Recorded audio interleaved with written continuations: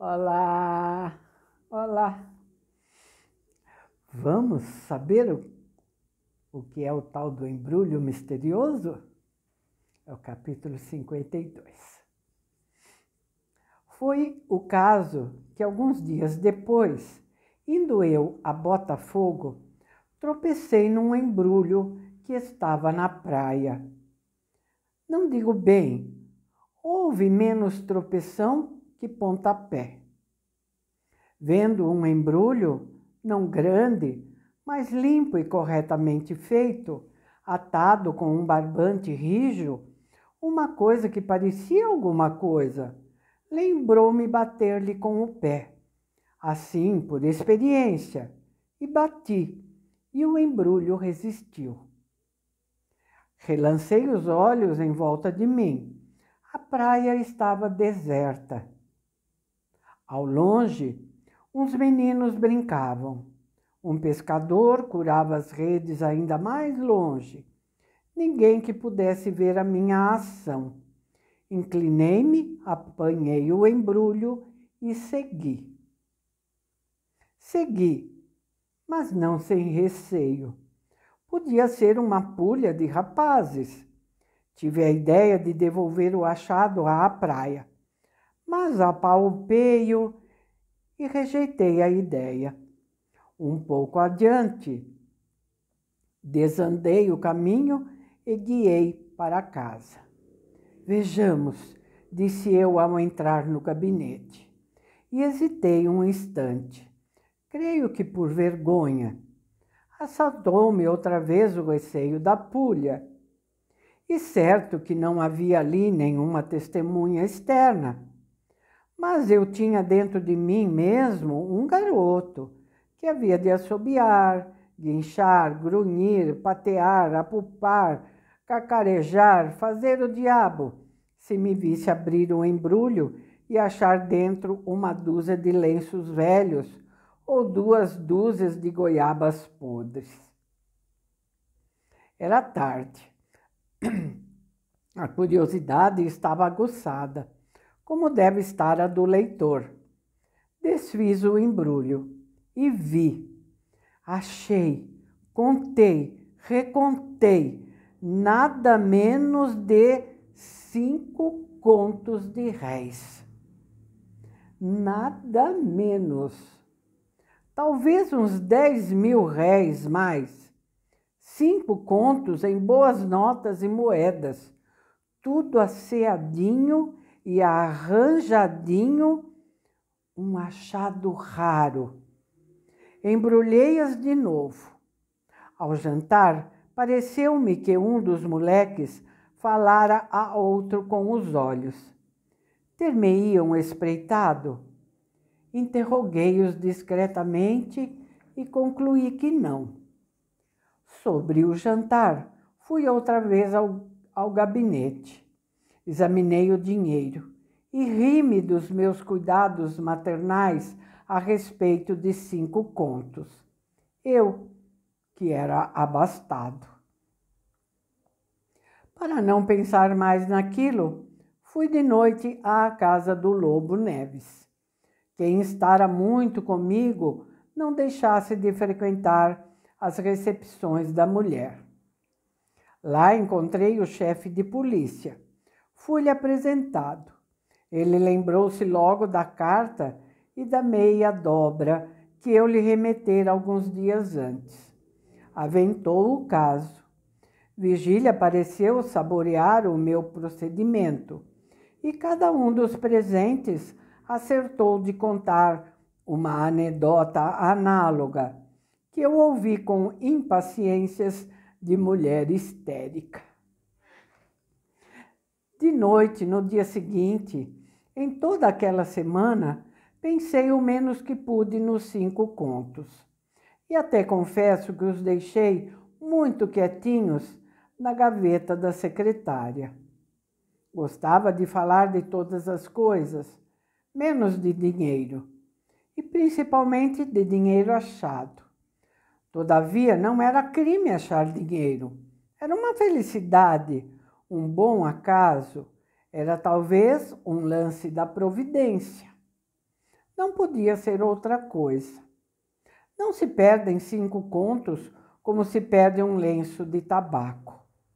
5 contos levam-se com 30.000 sentidos, apalpam-se a miúdo, não se lhes tiram os olhos de cima, nem as mãos, nem o pensamento. E para se perderem assim tolamente numa praia, é necessário que... Crime é que não pode ser o achado. Nem crime, nem desonra, nem nada que embaciasse o caráter de um homem. Era um achado, um acerto feliz, como a sorte grande, como as apostas de cavalo, como os ganhos de um jogo honesto. E até direi que a minha felicidade era merecida, porque eu não me sentia mal, nem indigno dos benefícios da providência. Estes 5 contos, dizia eu comigo 3 semanas depois, hei de empregá-los em alguma ação boa, talvez um dote a alguma menina pobre ou outra coisa assim. Hei de ver. Nesse mesmo dia, levei-os ao Banco do Brasil.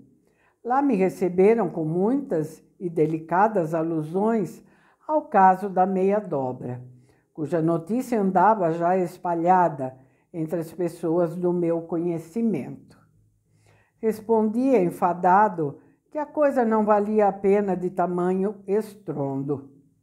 Louvaram-me então a modéstia, e porque eu me encolerizasse, replicaram-me que era simplesmente grande. 53. O capítulo 53 não tem título. Só tem uns pontinhos. Ó. Vamos ler. Vigília é que já se não lembrava da meia dobra. Toda ela estava concentrada em mim, nos meus olhos, na minha vida, no meu pensamento. Era o que dizia, e era verdade. Há umas plantas que nascem e crescem depressa, outras são tardias e pecas. O nosso amor era daquelas. Brotou com tal ímpeto e tanta seiva que dentro em pouco era a mais vasta, folhuda e exuberante criatura dos bosques. Não lhes poderia dizer, ao certo, os dias que durou esse crescimento. Lembra-me, sim, que em certa noite abotoou-se, abotoou-se a flor, ou o beijo, se assim lhe quiserem chamar. Um beijo que ela me deu, trêmula, coitadinha, trêmula de medo, porque era ao portão da chácara. Uniu-nos esse beijo único, breve como a ocasião, ardente como o amor, prólogo de uma vida de delícias, de terrores, de remorsos, de prazeres que rematavam em dor, de aflições que se desabrochavam em alegria. Uma hipocrisia paciente e sistemática, de desesperos e de ciúmes, que uma hora pagava à farta e de sobra, mas outra hora vinha e engolia aquela, como tudo mais, para deixar à tona as agitações e o resto do resto, que é o fastio e a saciedade. Tal foi o livro daquele prólogo. Capítulo 54. A pêndula. Saí dali a saborear o beijo. Não pude dormir. Estirei-me na cama, é certo, mas foi o mesmo que nada. Ouvi as horas todas da noite. Usualmente, quando eu perdia o sono, o bater da pêndula fazia-me muito mal. Esse tic-tac soturno, vagaroso e seco, parecia dizer a cada golpe que eu ia ter um instante menos de vida. Imaginava então um velho diabo, sentado entre dois sacos, o da vida e o da morte, a tirar as moedas da vida para dá-las à morte, e a contá-las assim: outra de menos, outra de menos, outra de menos, outra de menos. O mais singular é que se o relógio parava, eu dava-lhe corda, para que ele não deixasse de bater nunca, e eu pudesse contar todos os meus instantes perdidos. Invenções há que se transformam ou acabam. As mesmas instituições morrem. O relógio é definitivo e perpétuo.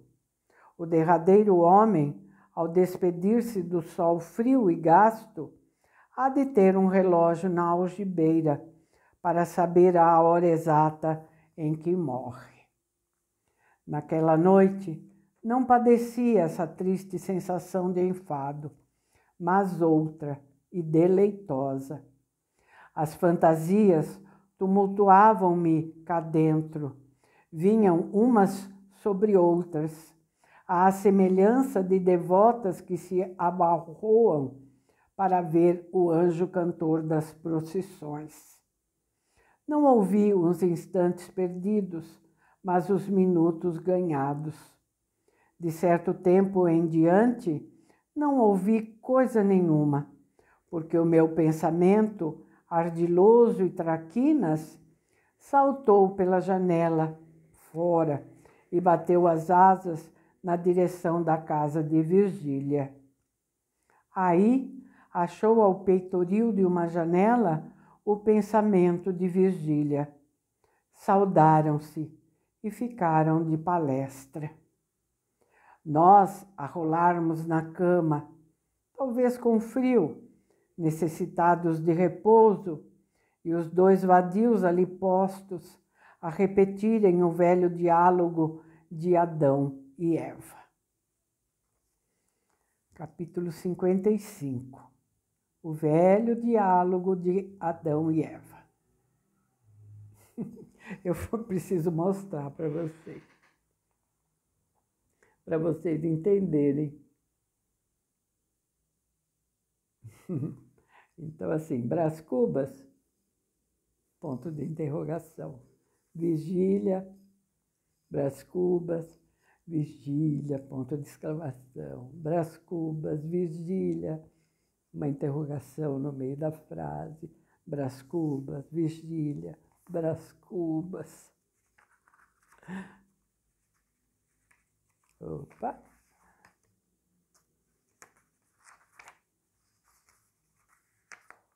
Gente, a folha está grudada.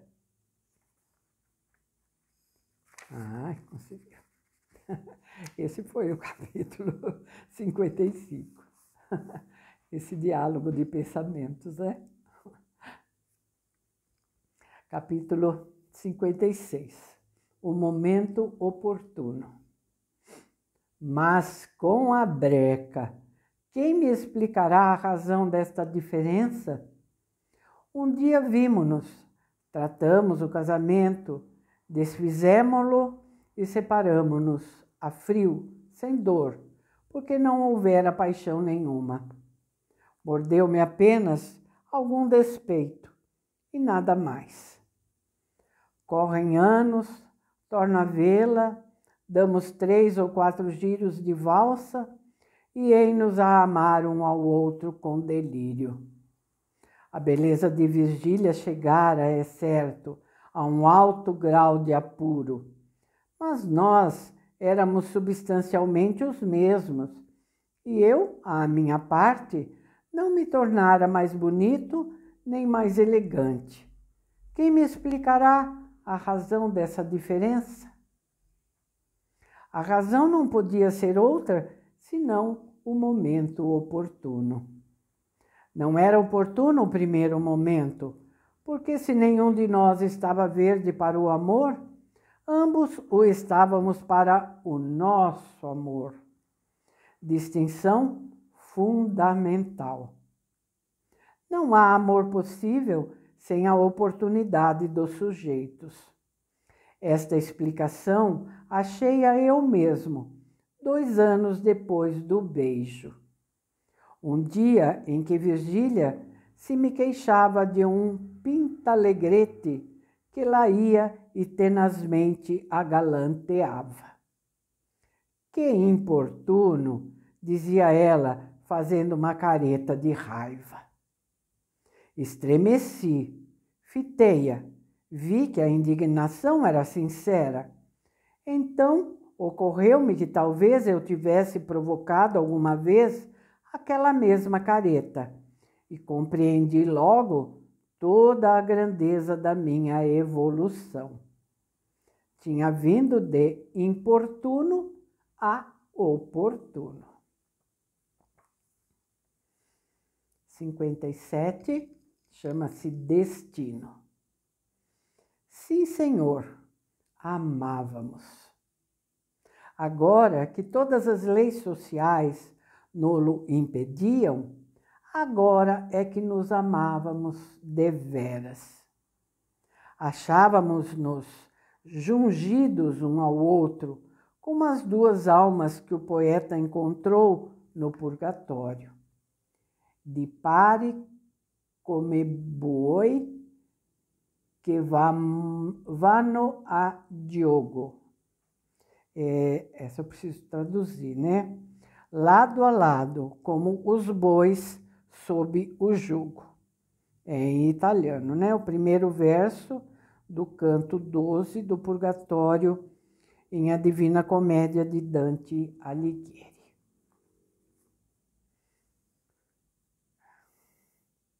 Então achávamos-nos jungidos um ao outro, como as 2 almas que o poeta encontrou no purgatório. E digo mal, comparando-nos a bois, porque nós éramos outra espécie de animal menos tardo, mais velhaco e lascivo. Eis-nos a caminhar sem saber até onde, nem por que estradas escusas. Problema que me assustou durante algumas semanas, mas cuja solução entreguei ao destino. Pobre destino, onde andarás agora, grande procurador dos negócios humanos? Talvez estejas a criar pele nova, outra cara, outras maneiras, outro nome, e não é impossível que... Já me não lembra onde estava. Nas estradas escusas. Disse eu comigo que já agora seria o que Deus quisesse. Era nossa sorte amar-nos. Se assim não fora, como explicaríamos a valsa e o resto? Virgília pensava a mesma coisa. Um dia, depois de me confessar que tinha momentos de remorsos, como eu lhe dissesse que se tinha remorsos é porque me não tinha amor, Virgília cingiu-me com os seus magníficos braços, murmurando: amo-te, é a vontade do céu. E esta palavra não vinha à toa. Virgília era um pouco religiosa. Não ouvia missa aos domingos, é verdade, e creio até que só ia às igrejas em dias de festa e quando havia lugar vago em alguma tribuna. Mas rezava todas as noites com fervor, ou pelo menos com sono. Tinha medo às trovoadas. Nessas ocasiões, tapava os ouvidos e resmoneava todas as orações do catecismo. Na alcova dela havia um oratóriozinho de jacarandá, obra de talha, de 3 palmos de altura, com 3 imagens dentro, mas não falava dela às amigas. Ao contrário, taxava de beatas as que eram só religiosas.